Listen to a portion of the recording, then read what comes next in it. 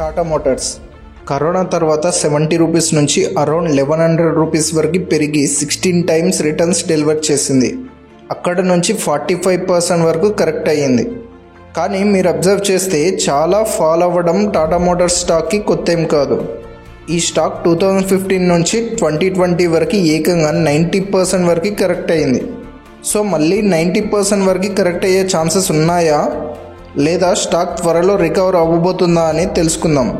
కాబట్టి మీరు ఒకవేళ టాటా మోటార్స్ షేర్ హోల్డర్ అయినా లేదా స్టాక్లో ఇన్వెస్ట్ చేద్దాం అనుకుంటున్న వీడియోనైతే స్కిప్ చేయకుండా ఎండ్ వరకు చూడండి.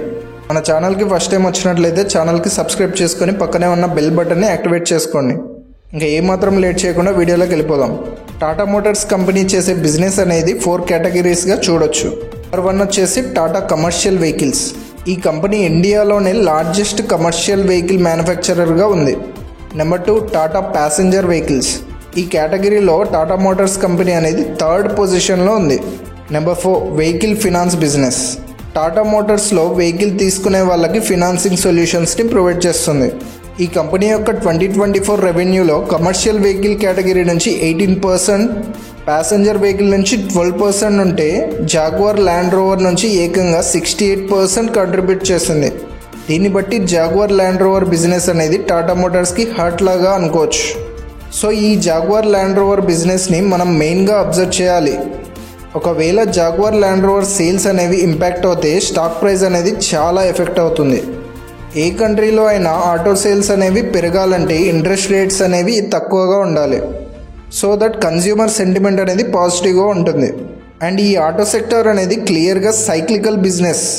ఎప్పుడైతే ఇంట్రెస్ట్ రేట్స్ తక్కువ ఉంటాయో people are willing to buy cars.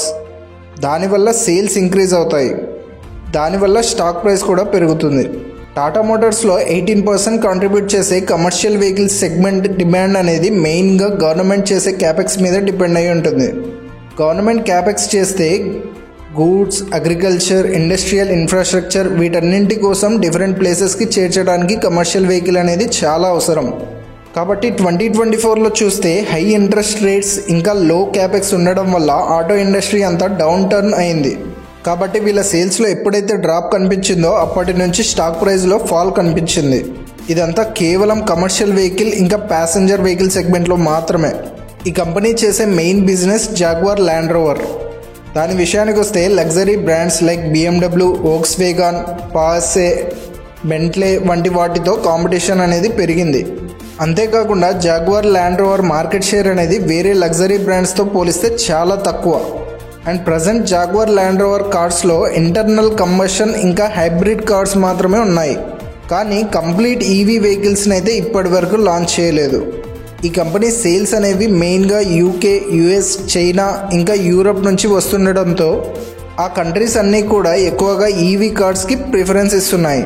కాబట్టి అక్కడ ఉన్న ఈవీ టెక్నాలజీ రిలేటెడ్ కార్స్ని కొనడం వల్ల ఈ జాగ్వార్ ల్యాండ్ రోవర్ సేల్స్ అనేవి చాలా వరకు తగ్గిపోతున్నాయి. కాబట్టే మనం స్టాక్లో ఇంతలా ఫాల్ని చూసాం. టాటా మోటార్స్లో ఇన్వెస్ట్ చేసిన చాలామంది ఇన్వెస్టర్స్ కూడా ఈ కంపెనీ యొక్క ఈవీ ప్యాసింజర్ సెగ్మెంట్ని చూసి డిసైడ్ అయి ఉంటారు. కానీ ఈ కంపెనీ రెవెన్యూలో అది కేవలం 12% మాత్రమే కంట్రిబ్యూట్ చేస్తుందని గుర్తుంచుకోండి. సో స్టాక్ మళ్ళీ రైజ్ అవ్వాలంటే మనం కీన్గా అబ్జర్వ్ చేయాల్సింది jaguar Land rover business. And రీసెంట్గా వీళ్ళ క్యాపెక్స్ కూడా jaguar Land rover business EV foundation పైన ఖర్చు చేస్తున్నారు. సో వన్స్ ఈ జాగ్వార్ ల్యాండ్ రోవర్ బిజినెస్లో మంచి సేల్స్ తీసుకొస్తే స్టాక్ రివర్సల్ వచ్చే ఛాన్స్ ఉంది. ఇంకా మన డొమెస్టిక్ సేల్స్ విషయానికి వస్తే రీసెంట్గా మన దగ్గర జరిగిన బడ్జెట్ వల్ల కన్జంప్షన్ సెంటిమెంట్ అనేది పాజిటివ్గా టర్న్ అవుతుంది. సో ఈ అప్కమింగ్ క్వార్టర్లీ రిజల్ట్స్లో ఈ బడ్జెట్ యొక్క ఎఫెక్ట్ అనేది తెలుస్తుంది. నాకు తెలిసి మన డొమెస్టిక్ వెహికల్ సేల్స్ అనేవి ఈ అప్కమింగ్ క్వార్టర్లో పెరుగుతాయని ఎక్స్పెక్ట్ చేస్తున్నా. సో ప్రజెంట్ ఇంట్రెస్ట్ రేట్స్ అనేవి కట్ చేస్తున్నారు. దానితో పాటు కన్జ్యూమర్ కాన్ఫిడెన్స్ అనేది కూడా పికప్ అవుతుంది. కాబట్టి సైకిల్ అనేది పాజిటివ్కి టర్న్ అయ్యే ఛాన్స్ ఉంది. కానీ వీళ్ళ మెయిన్ ప్రాబ్లం అనేది JLR business. So once JLR business issue fix అయ్యి సేల్స్ ఇంప్రూవ్ అయితే మాత్రమే స్టాక్లో అప్సైడ్ మూమెంటం అనేది చూస్తాం. కానీ మీరు ఇన్వెస్ట్ చేయాలనుకుంటే మాత్రం వీళ్ళ మెయిన్ బిజినెస్ అయిన JLRని ట్రాక్ చేయండి. సేల్స్లో పికప్ కనిపిస్తే సైకిల్ పాజిటివ్కి టర్న్ అయ్యే ఛాన్స్ ఉంటుంది. సో అప్పుడు ఎంట్రీ తీసుకోవడం అనేది రైట్ డెసిషన్ అని చెప్పొచ్చు.